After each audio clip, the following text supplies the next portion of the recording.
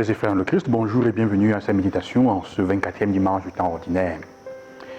Les textes que nous écoutons aujourd'hui, nous pouvons les résumer avec une phrase en disant qu'ils nous font comprendre que la respiration de la foi, sont les actes.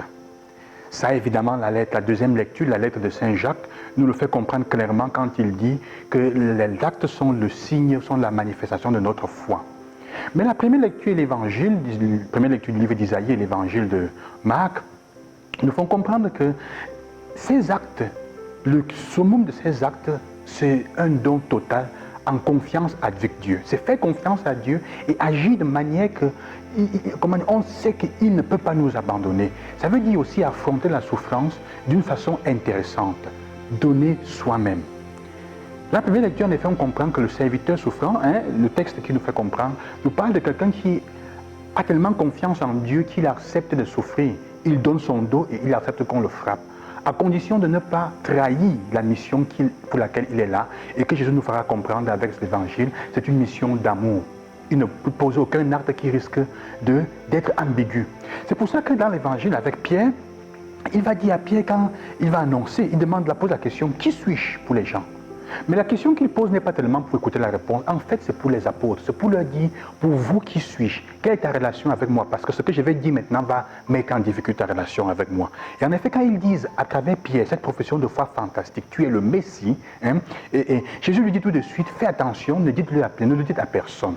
Parce que la conception du Messie qu'ils avaient était un Messie triomphant, qui venait pour chasser l'ennemi. Jésus tout de suite leur dit, voyez que je dois souffrir et mourir. Et Pierre là lui dit non. Pierre manifeste, il se comporte comme un ami qui dit non, tu ne peux pas dire une chose comme ça. Ne dessine pas le diable sur la porte, il risque d'entrer à la maison. Tu vas mourir comment? C'est un homme qui semble aimer beaucoup le Seigneur. Il le reproche, il le prend à côté. Pierre manifeste une certaine ambiguïté, l'ambiguïté que nous portons dans notre cœur. Parfois nos paroles sont remplies de paroles de Dieu et aussi des paroles du mauvais. Jésus lui dira en effet, c'est le Seigneur qui t'a révélé, mais tout de suite il lui dira, tes paroles sont les paroles des hommes, ce ne sont pas les paroles du Seigneur. Alors ce qui est intéressant, c'est que Jésus cueille quand même dans la vision, dans ce que Pierre fait, quelque chose qui ne va pas. Tout de suite après quelques versets plus là, dans le chapitre 9, les apôtres, malgré que Jésus annonce sa mort, continueront à se disputer entre eux pour savoir qui est le plus grand. Jésus cueille, il comprend qu'il y a quelque chose qui ne va pas. Et il leur dit, si quelqu'un ne renonce pas à lui-même, il ne peut pas être mon serviteur. L'acte de problème que Jésus demande ici de la foi, c'est la renonciation à soi-même. Ça veut dire qu'il doit renoncer à soi-même. Je vais vous le dire avec l'esprit, la question du mariage nuptial. Dans le sacrement du mariage, ce qui est important, c'est la relation. En effet, Dieu, quand il entre dans le mariage, tant comme sacrement, il fait un pacte avec les époux sur leur relation. C'est pour ça qu'on parle d'indissolubilité. Alors, renoncer à soi-même, ça veut dire renoncer à tout ce qui s'oppose en nous, dans nos intérêts personnels, à la relation. Ça veut dire renoncer à tout ce qui peut empêcher la relation de grandir.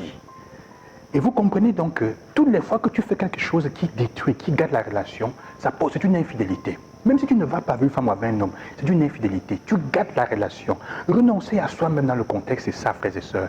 Parce que c'est la relation qui est le bien suprême, qui est le bien le plus important. Ce n'est pas ce que toi tu penses.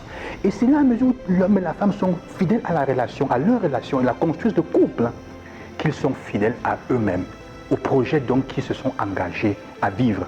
Et Dieu, quand il entre dans le sacrement, il demande que vous soyez fidèles à votre relation. Il s'engage dans la relation et il sera toujours fidèle à celle-ci. C'est pour ça que la relation est en fait le signe de l'amour de la Trinité. C'est par leur relation que l'homme et la femme, sacramentellement, sont le signe de l'amour présent. Ce n'est pas individuellement ou en se regardant, c'est en étant fidèle à la relation. Ça vaut même pour nous dans tous les contextes. Ça nous enseigne renoncer à soi-même dans notre quotidien, c'est renoncer à tout ce qui fait que nous nous comportons comme des personnes qui sont toujours là, puissantes, fortes, au lieu parfois de montrer l'autre jour pour que la relation grandisse et les choses aillent de l'avant. C'est ça que Jésus fait comprendre. Et c'est ce que Pierre n'arrive pas à supporter, il n'accepte pas ça. Ils ont déjà fait des projets d'être à la droite, à la gauche et d'être des grands. Jésus leur dit non. Si tu ne renonces pas à toi-même, si tu ne renonces pas à certaines choses de toi pour suivre le Christ, et tu tentes toujours, dans le quotidien parfois, on veut prouver, on veut monter, on veut prendre la parole de Dieu et la ranger à notre niveau. Non, personne ne doit plus mourir. Alors on entre en compromission avec toute notre Église aujourd'hui, par peur qu'on la critique ou qu'elle meure, ne dit plus les choses comme elle doit dire, même aux grands gouvernants. Pas toujours. on trouve le moyen de rendre l'évangile à l'eau de rose. Le Seigneur dit faites attention, s'il forme d'hypocrisie, comme il disait dernièrement, il préfère encore le péché à l'hypocrisie.